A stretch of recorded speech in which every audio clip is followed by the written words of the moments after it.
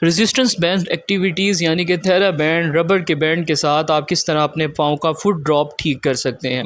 Welcome to our YouTube channel. जी हमारे पास फुट ड्रॉप के पेशेंट हैं। इनका क्या है कि फुट ड्रॉप हो गया था डायबिटिक न्यूरोपैथी की वजह से। उसके अंदर क्या है कि इनके टांग के पट्टे जो हैं वो कमज़ोर हो गए थे। अब मसल्स को हमने सबसे पहले स्टिमुलेशंस दी हैं। स्टिमुलेशंस के बाद हमने इनको थेरा बैंड एक्सरसाइजेस यानी कि rubber band resistance band exercises के ऊपर स्टार्ट करवाया है। उसके अंदर हमने सबसे पहले इनको कहा है कि आप जो है वो इस तरह से अपने पाँव के ऊपर रबड़ को डालें और इसको आपने अपने हाथ से एक जगह पर स्टेबल कर कर रखना है। आपने मूव क्या करना है, अपने पाँव को मूव करना है, अपने पाँव के पंजे को मूव करना है। बेसिकली इससे क्या होता है कि आपका देखें जब ये मूवमेंट नीचे दबा रहे हैं रबड़ उसी तरह ऊपर खींच रहा है। तो हमने रेजिस्टेंस यानी कि किसी भी चीज़ को किसी रेजिस्टेंस के अगेंस्ट मूवमेंट जब करवाएं तो वो ताकत बनाती है। तो हमने क्या करना है कि इनके जो मसल है टिबियालिस एंटीरियर मसल जो कि कमज़ोर हो गया था फुट ड्रॉप की वजह से। जो फुट ड्रॉप इनको किस वजह से हुई, डायबिटिक न्यूरोपैथी की वजह से। न्यूरोपैथी में क्या था कि इनकी नर्व कमज़ोर हुई जिसने इनके मसल्स को कमज़ोर कर दिया। अब हमने जो है वो इनको रेजिस्टेंस बैंड, थेरा बैंड और ये रबर बैंड से एक्सरसाइज स्टार्ट करवाई हैं। नंबर 1 एक्सरसाइज आपने देखी थी, उसके अंदर क्या था कि हमने सिर्फ पंजे को करने का कहा था। नंबर 2 एक्सरसाइज में आप देखें कि हमने कहा है कि आप जो है वो पूरी टांग को खींचें, अपने हाथ की पोजीशन सेम रखें और पूरी टांग, क्योंकि टांग के मसल्स के साथ साथ आपके थाई के मसल्स भी कमज़ोर हो जाते हैं, हमने उनको भी साथ लेकर चलना होता है। तो उनकी एक्सरसाइजेस के लिए भी हमने इनको ये एक्सरसाइज सजेस्ट की कि आप नंबर 2 एक्सरसाइज अपने हाथ को स्टेबल रखें और अपनी टांग को पूरा इकट्ठा करें और सीधा करें। इससे इनका क्या होगा कि हिप के मसल, घुटने के मसल, टांग के मसल, एंकल के मसल और इनके पाँव के मसल्स ताकतवर होंगे। बेसिकली हमारा इसमें गोल ये होता है कि हम रेजिस्टेंस बैंड के ज़रिए पेशेंट को मैक्सिमम एक्सरसाइजेस करवाएं ताकि उनका पाँव जो बिल्कुल बेसूद हो गया है उसके अंदर ताकत आए। तो ये एक्सरसाइजेज अगर आप फुट ड्रॉप के पेशेंट हैं तो घर पे ख़ुद भी कर सकते हैं। इसके अंदर आपने करना क्या है कि अपने हाथ को एक जगह स्टेबल रखना है और अपने पंजे के पास इस तरह से इस बैंड को फंसाएं और अपने हाथ से इसको थोड़ा सा खींचें। उसके बाद आपने करना क्या है कि अपनी टांग का ज़ोर इस्तेमाल करते हुए, अपने पंजे का ज़ोर इस्तेमाल करते हुए, अपने पाँव के मसल्स का ज़ोर इस्तेमाल करते हुए अपनी पूरी टांग को सीधा करना है। देखें पहले जो था हमने दरमियान में बैंड रखवाया, उसके बाद हमने इनके पंजे के पास रखवाया।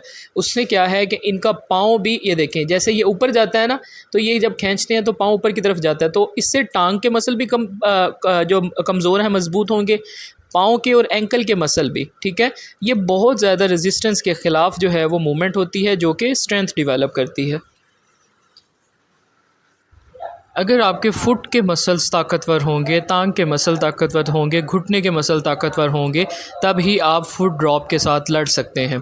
अदरवाइज़ फुट ड्रॉप एक ऐसी कंडीशन है जो आपको शदीद मुश्किल में लाती है जब आप चलते हैं, क्योंकि चलते वक्त क्या है कि पाँव जब तक आगे से उठेगा नहीं तब तक कदम नहीं बढ़ेगा। तो उसके लिए क्या होता है कि पेशेंट उसको घसीट कर चल रहा होता है। तो उसको ताकतवर करने के लिए हमारे पास जब आते हैं तो हम सबसे पहले इनको स्टिमुलेशन देते हैं स्ट्रॉन्ग, जिसमें हम DL2 स्टिमुलेटर इनके नर्व एंड मसल्स बोथ को स्टिमुलेट करते हैं।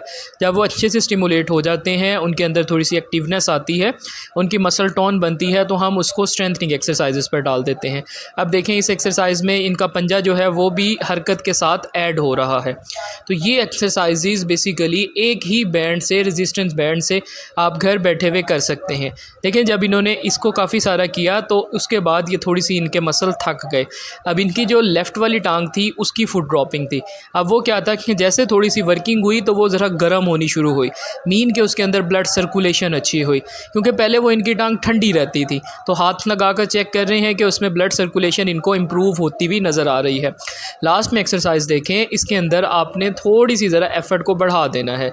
अब हमने इनको स्टार्ट में जब करवाया तो तब इनकी एफ़र्ट कम थी, अब जब ये इसको कर रहे हैं तो इनकी एफ़र्ट बहुत हद तक बेहतर है। तो ये सब चीज़ें आप एक रेजिस्टेंस बैंड को लेकर घर पर भी कर सकते हैं।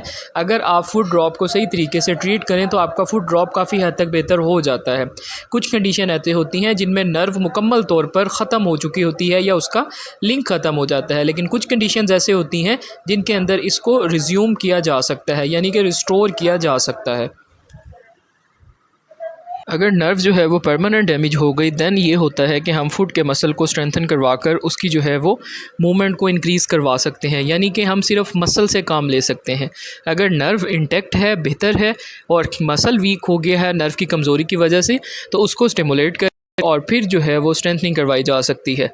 ये स्ट्रेंथनिंग जो है ये मसल को करवाने के लिए, ताकि जो मसल रिस्पॉन्सिबल है मूवमेंट, अगर नर्व सप्लाई कम है तो फर्स्ट ऑफ ऑल हम स्टिमुलेशंस देकर नर्व सप्लाई को कंप्रोमाइज़ जो हुई हुई है उसको बेहतर करते हैं। उसके बाद जो है वो मसल को स्ट्रेंथन किया जाता है, क्योंकि मसल के आगे काम करना है। अगर नर्व कमज़ोर है या नर्व का लिंक ही नहीं है, भी हमारी कोशिश होती है कि मसल को स्ट्रेंथन करवा कर काम लिया जाए। So these are the most exercises for strengthen your ankle, calf and knee muscles with resistance band. So where are you watching from our videos? Please like, share and subscribe, and give us the support to subscribe the channel. Thank you so much. For more effective exercises about physiotherapy diseases, you can visit our channel. Thank you so much again for watching.